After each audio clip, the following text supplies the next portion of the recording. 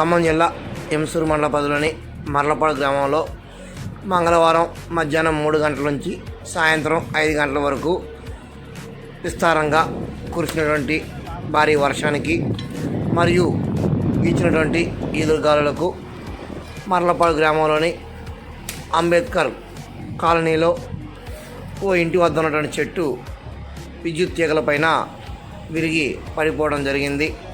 అటు విషయాన్ని కాలనీ వాసులు విద్యుత్ ఏఈ అంకారావుకు చరవాణి ద్వారా సమాచారం అందించగా నిమిషాల వ్యవధిలోనే అంకారావు లైన్మెన్ లక్ష్మీనారాయణ తోడుకొని వచ్చి అటు కొమ్మలను నరికి తొలగించిన పరిస్థితి కూడా ఉన్నది.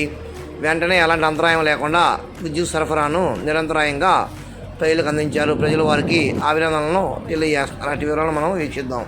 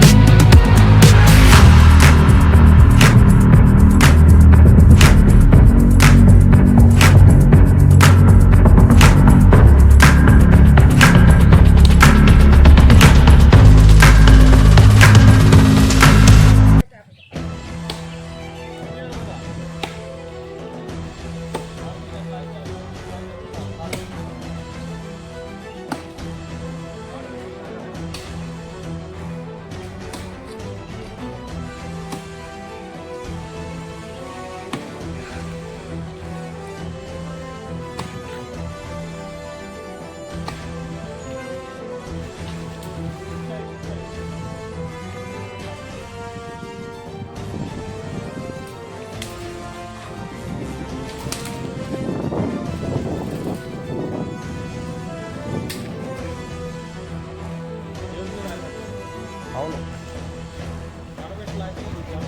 రాదు రాదు రాదు.